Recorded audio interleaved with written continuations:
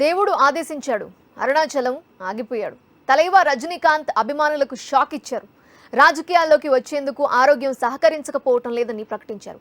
ఎంతో బాధతో ఈ ప్రకటన చేస్తున్నట్లు వెల్లడించారు. తనను క్షమించాలని మక్కల్ మండలం నాయకులు, కార్యకర్తలను కోరారు. రాజకీయాల్లోకి రాకపోయినా ప్రజలకు సేవ చేస్తూనే ఉంటానని ప్రకటించారు తమిళ సూపర్ స్టార్ రజనీకాంత్. రజనీ రాజకీయాలపై ఫోకస్. నన్ను క్షమించండి, అనారోగ్యం కారణంగా రాజకీయాల్లోకి రాలేకపోతున్నాను. ఎంతో విచారంతో ఈ ప్రకటన చేస్తున్నాను. రాజకీయాల్లోకి రాకపోయినా ప్రజాసేవలో కొనసాగుతాను. అరవ అభిమానుల తెరవేల్పు. అభిమానుల నుంచి రకరకాలుగా బిరుదులు పొందిన రజనీకాంత్ ట్విట్టర్లో పెట్టిన 3 పేజీల లేఖలోని సారాంశమిది. రజనీకాంత్ రాజకీయాల్లోకి వస్తారని 25 ఏళ్లుగా ఆయన అభిమానులు ఎదురుచూస్తున్నారు. ఏదో ఒక కారణంతో ఎప్పటికప్పుడు రాజకీయ అరంగేట్రం వాయిదా పడుతూ వస్తోంది. ఈ నెల 12వ తేదీనే 70 సంవత్సరాలు పూర్తి చేసుకున్న రజనీ హైదరాబాద్లో జరిగిన అన్నాత్తయ్య సినిమా షూటింగ్లో అనారోగ్యం బారిన పడ్డారు. హై బ్లడ్ ప్రెషర్ కి 2 రోజుల పాటు ఆస్పత్రిలో చికిత్స పొందిన అనంతరం డిశ్చార్జ్ చేశాక రజనీ చెన్నై వెళ్లిపోయారు. ఆస్పత్రి నుంచి బయటికి వచ్చిన తర్వాత 2 రోజులకు రాజకీయాల్లోకి రాలేకపోతున్నట్లు ప్రకటించారు.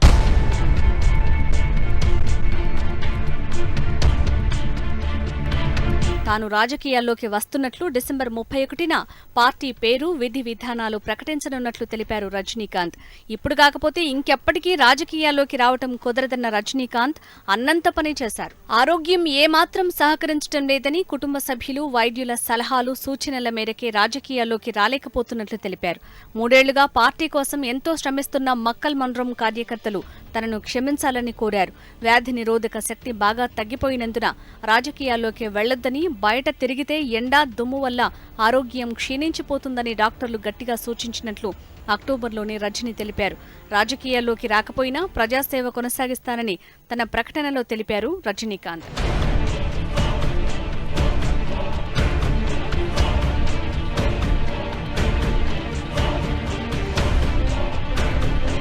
అన్నత్తయ్య సినిమా షూటింగ్ త్వరగా పూర్తి చేసుకుని 31వ తేదీన రాజకీయ పార్టీ ప్రకటన చేయటానికి రజనీ నిర్ణయించుకున్నారు. అందుకే రోజులో చాలా ఎక్కువ సమయాన్ని షూటింగ్లో గడిపారు. ఇంతలో చిత్ర బృందంలో 4గురికి కరోనా రావడంతో రజనీ సెల్ఫ్ ఐసోలేషన్కి వెళ్లిపోయారు. అప్పటికే షూటింగ్లో అలసిపోయిన రజనీకి ఇటు సినిమా, అటు రాజకీయాల ఒత్తిడితో హైపర్ టెన్షన్ పెరిగింది. తన అనారోగ్యం కారణంగానే అన్నత్తయ్య సినిమా షూటింగ్ ఆగిపోయిందని, అందువల్ల చాలా మంది తమ ఉపాధి కోల్పోయారని రజనీకాంత్ తన ప్రకటనలో చెప్పారు. తాను రాజకీయ పార్టీ ఏర్పాటు చేస్తే పెద్ద ఎత్తున ప్రజల్ని కలవాల్సి ఉంటుందన్న రజనీకాంత్, ఒకవేళ తనకు ఏమైనా జరిగితే తనను నమ్ముకున్న వాళ్లు ఆర్థికంగా నష్టపోవడంతో పాటు మానసిక ప్రశాంతత కోల్పోతారని తెలిపారు.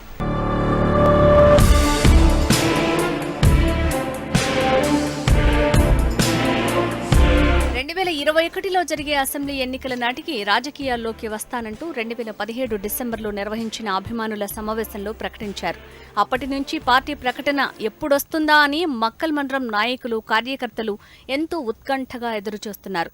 ఎన్నికలు సమీపిస్తుండటంతో రజనీ ఇక రాజకీయాల్లోకి వచ్చేస్తారని భావించారు.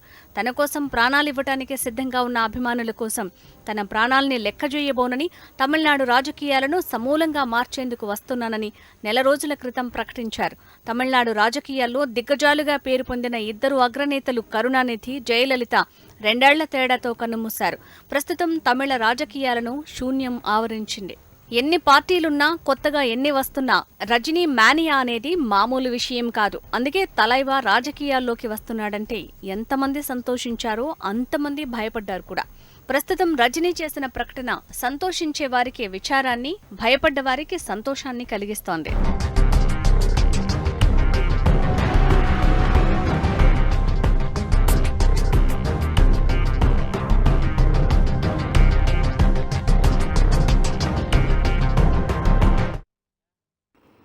ప్రజల్లో క్రేజ్ ఉన్న కొందరు సినీ తారలకు రాజకీయాల మీద ఆసక్తి పెరుగుతోంది.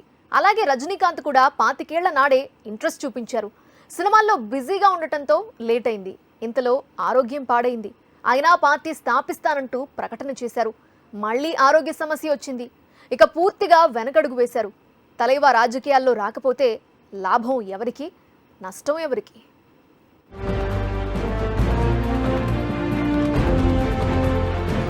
సెలబ్రిటీలు రాజకీయాల్లోకి వస్తే ముఖ్య పదవి కొట్టాల్సిందే. ఆ లక్ష్యంతోనే వారు రాజకీయాల్లోకి రావటం దశాబ్దాలుగా చూస్తూనే ఉన్నాం. 40 సంవత్సరాలుగా సాగుతున్న సినీ రాజకీయాలను గమనిస్తే ఎన్టీ రామారావు తర్వాత మరెవ్వరూ ఆ స్థాయి విజయాన్ని అందుకోలేరు. కొన్ని పార్టీలు అలా వచ్చి ఇలా మాయమయ్యాయి. సినీ తారలు స్థాపించిన మరికొన్ని పార్టీలు అనేక పార్టీల్లో ఒకటిగా మిగిలిపోయాయి. ఆధ్యాత్మిక రాజకీయాలు చేస్తానని ప్రకటించిన రజనీకాంత్ 1995 నుంచి ఆసక్తి చూపిస్తున్నారు. 70 ఏళ్ల వయసులో రాజకీయాల్లోకి వస్తానంటే చాలా మంది పెదవి విరిచారు.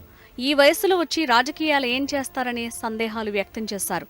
ఎన్నికలకు 4 నెలల ముందు పార్టీ స్థాపిస్తే విజయం వరిస్తుందా అనే ప్రశ్నలు కూడా వేశారు.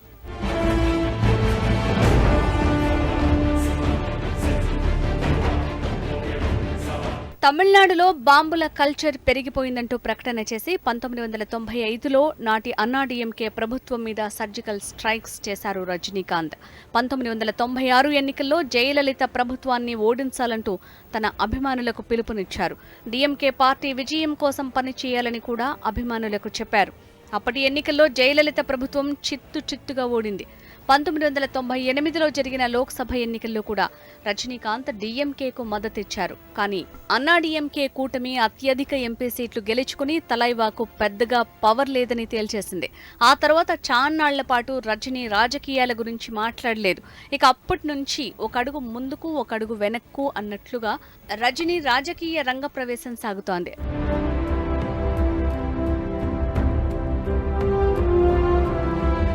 2004లో రిలీజ్ అయిన బాబా సినిమాలో ఆధ్యాత్మిక విషయాలు, రాజకీయాలు కలగలిపి చిత్రీకరించారు. దీంతో రజనీ రాజకీయాల్లోకి వస్తారంటూ మరోసారి ప్రచారం మొదలైంది. ఆయన ఎప్పుడు మీడియా ముందుకొచ్చినా ఖచ్చితంగా రాజకీయాలపై ప్రశ్న అడిగేవాళ్లు. కాలమే అన్నిటికీ సమాధానం చెప్తుందని తప్పించుకునేవారాయన. రజనీకి భక్తి భావాలు ఎక్కువ కావడంతో అప్పుడప్పుడు మానసిక ప్రశాంతత కోసం హిమాలయాలకు వెళ్లొస్తుంటారు. దాదాపు 10 ఏళ్ల నుంచి ఆయన్ను ఆరోగ్యం ఇబ్బంది పెడుతోంది. 2011లో కిడ్నీ సమస్య వచ్చింది. 2016లో అమెరికాలో కిడ్నీ ట్రాన్స్ప్లాంటేషన్ జరిగింది. ఆరోగ్యాన్ని జాగ్రత్తగా కాపాడుకోవాలని డాక్టర్లు సూచించారు. ఎలాంటి నిర్లక్ష్యం పనికిరాదని కూడా హెచ్చరించారు.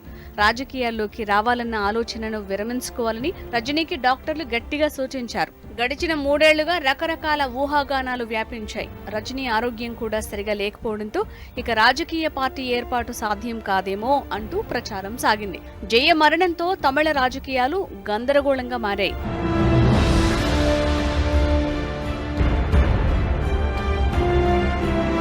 రెండు 2014 ఎన్నికల్లో ఎన్డీఏ ప్రధాని అభ్యర్థిగా తమిళనాడులో ప్రచారానికి వచ్చిన నరేంద్ర మోడీ రజనీకాంత్ నివాసానికి వెళ్లి ఆయనతో సమావేశమయ్యారు.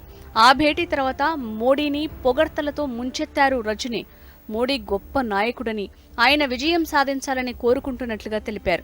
ఇక అప్పటి నుంచి రజనీ చూపు బీజేపీ వైపు అన్నట్లుగా ప్రచారం సాగుతోంది. 2017లో ఒక కార్యక్రమంలో పాల్గొనేందుకు చెన్నై వచ్చిన ప్రధాని మోడీ దానికి హాజరైన రజనీకాంత్ను ప్రత్యేకంగా పలకరించి షేక్ హ్యాండ్ ఇచ్చారు. అదే సంవత్సరం డిసెంబర్లో తాను రాజకీయ పార్టీ ప్రారంభించబోతున్నట్లు రజనీ ప్రకటించారు. మళ్లీ 3 ఏళ్ల తర్వాత బీజేపీలో కీలక నేత, కేంద్ర హోంమంత్రి అమిత్ షా చెన్నై పర్యటన ముగిసిన కొద్ది రోజుల తర్వాత రజనీ రాజకీయ పార్టీ ప్రకటన వెలువడింది.